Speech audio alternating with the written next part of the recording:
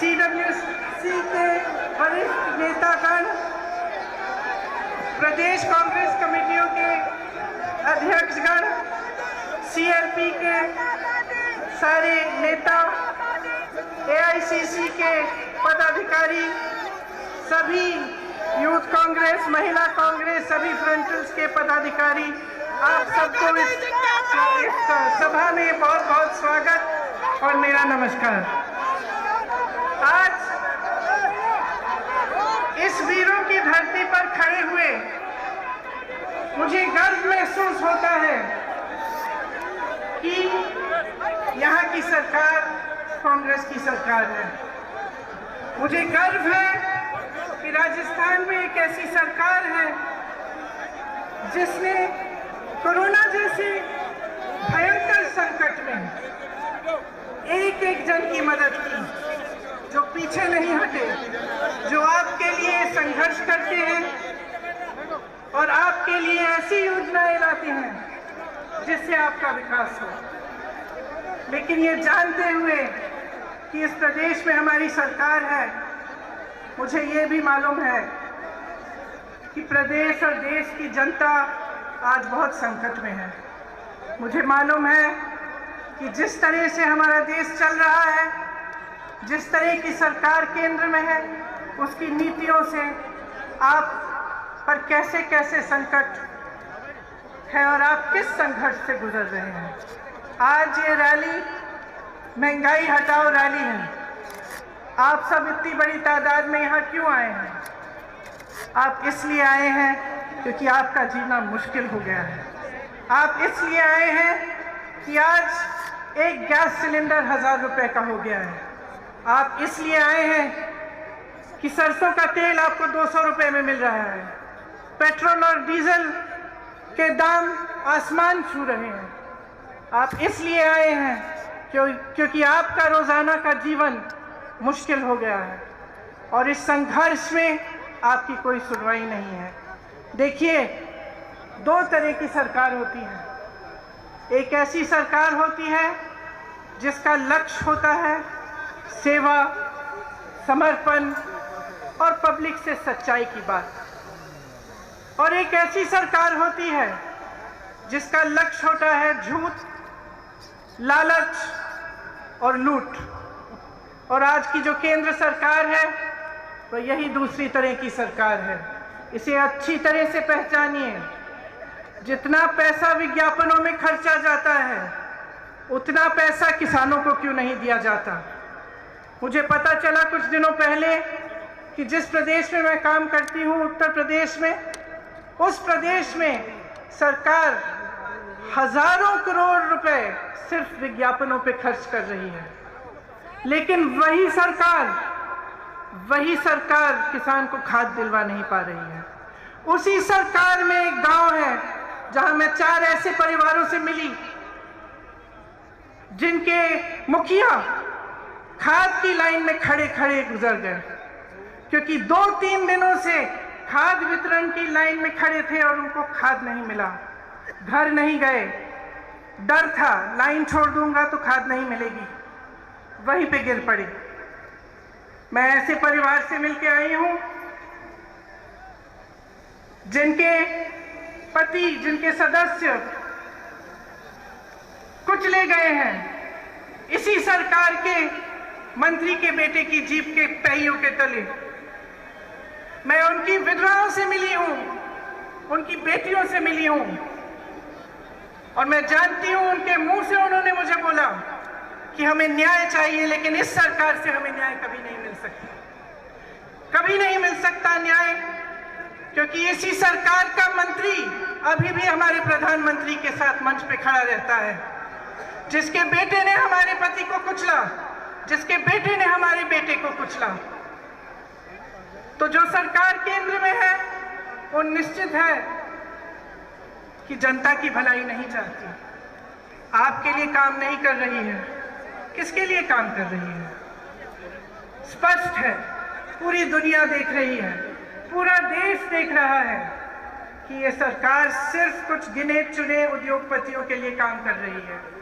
कल मैं गोवा में थी, गोवा में एक अनोखी समस्या है, आप चौंक जाएंगे सुनकर, कि एक उद्योगपति के लिए ऐसी सुविधाएं बनाई जा रही हैं जो गोवा की जनता को चाहिए ही नहीं।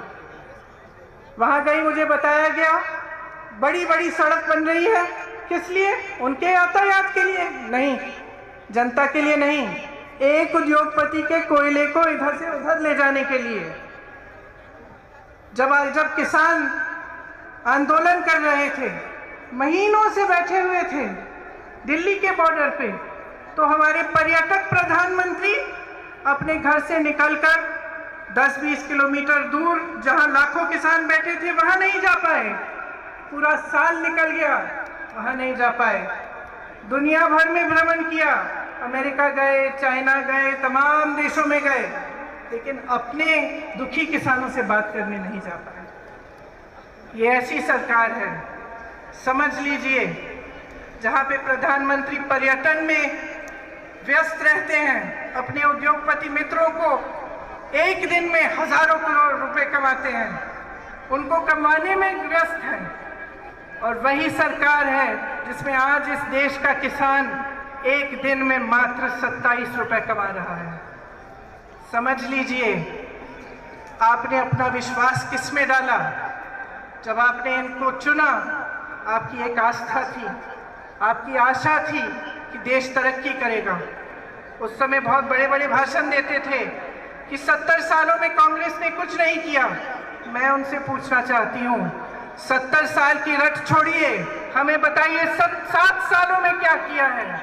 7 सालों में हमें एक ऐसी संस्था दिखा दीजिए जो आपने बनाई शिक्षा के लिए, हमें एक ऐसा एम्स जैसा अस्पताल दिखा दीजिए। जिस हवाई अड्डे से आपका हवाई जहाज उड़ता है, वो हवाई जहाज भी कांग्रेस ने बनाया। और आज जो भी कांग्रेस ने बनाया, ये सरकार बेचना चाहती है, अपने उन्हीं दोस्तों को बेचना चाहती है। तो देख लीजिए, समझ लीजिए, मैं लंबी चौड़ी बात नहीं करना चाहती, सीधी बात कहना चाहती हूँ, इनकी नीयत क्या है। राजस्थान में एक ऐसी सरकार है जिसकी नीयत सही है, इसीलिए कोरोना आता है, आपकी मदद होती है, आपको मुफ्त इलाज, 5 लाख रुपए का मुफ्त इलाज मिलता है, 1 लाख रोजगार मिलते हैं, क्योंकि सरकार की नीयत सही है। केंद्र में जो सरकार है, जो उनके नेता हैं, जब भी मंच पर आकर आपके सामने बात करते हैं, सच्चाई नहीं करते, सच्चाई नहीं कहते, सिर्फ आपको गुमराह करते हैं। और इसमें मेरी आपसे बहुत बड़ी शिकायत है कि जब जब चुनाव आता है तो आप जवाबदेही नहीं मांगते। जब नेता समझ जाता है और एक राजनीतिक दल समझ जाता है कि देखिए चुनाव आएगा, मैं ऐसी बातें करूंगा जिससे जनता गुमराह हो जाएगी, जातिवाद की बात, सांप्रदायिकता की बात, ताकि जनता मेरे से विकास के बारे में पूछेगी ही नहीं। जब नेता के मन में ये बात बस जाए तो वो काम क्यों करेगा आपके लिए? जब एक राजनीतिक दल जानता है, उसका एक एक नेता जानता है कि चुनाव के समय आपके सामने फिजूल की बातें करेंगे, आपके सामने चाइना की बातें करेंगे, किसी और देश की बातें करेंगे, कुछ ना कुछ नया निकालेंगे, लेकिन आपके विकास की बात नहीं होगी, महंगाई की बात नहीं होगी, आप कैसे अपनी जिंदगी बिता रहे हैं, किस संघर्ष से आप गुजर रहे हैं, इसकी बात नहीं होगी। जब उनके मन में ये बसा हुआ है तो वो आपके लिए कभी काम नहीं कर सकते, क्योंकि उनको मालूम है कि वे जवाबदेह नहीं है। मैं सिर्फ आपसे एक चीज मांगूंगी कि आप जागरूक बने और इस भाजपा की सरकार को जवाबदेह बनाएं। इन्होंने क्या किया है आपके लिए, पूछिए। किस वजह से इतनी महंगाई है इस देश में? जब प्रधानमंत्री जी के पास 8,000 करोड़ रुपए है अपना हवाई जहाज खरीदने के लिए, तो किसानों का बकाया क्यों नहीं देते? जब किसान को खाद की जरूरत है तो उसका दाम कम क्यों नहीं करते? उसका दाम बार बार बढ़ क्यों रहा है? जब उनके उद्योगपति मित्र फूल रहे हैं, फल रहे हैं, तो हमारा किसान क्यों रो रहा है, क्यों मर रहा है? पूछिए, ये आपकी जिम्मेदारी है। इस सरकार की एक बहुत बड़ी जिम्मेदारी है आपके प्रति। आपका विकास, आपके देश की तरक्की, आपको आगे बढ़ाना, आपके बच्चों को एक मजबूत भविष्य देना। तो आपकी जिम्मेदारी है कि वो मजबूत भविष्य आप सरकार से मांगे, उनको जवाबदेह बनाएं और खड़े हो जाएं। आज ये सभा महंगाई की बात की है। मैं आपसे कहना चाहती हूं कि जिस तरह से आप महंगाई से लड़ रहे हैं हर रोज हम उसी तरह से अपनी जी जान लगाकर आपके लिए लड़ेंगे। ये सिर्फ आपकी लड़ाई नहीं है, ये इस मंच पे बैठे कांग्रेस के एक एक नेता की लड़ाई है। ये मेरी लड़ाई है, ये मेरे भाई राहुल गांधी की लड़ाई है, ये सोनिया जी की लड़ाई है, ये अशोक गहलोत जी की लड़ाई है, और तमाम यहाँ बैठे नेता आपके लिए लड़ेंगे। इस देश से महंगाई हटानी है और इस प्रयास में आप सबको हमारे साथ लड़ना पड़ेगा। एक बार जोर से बोलिए, महंगाई को, और जोर से बोलिए, महंगाई को, महंगाई को।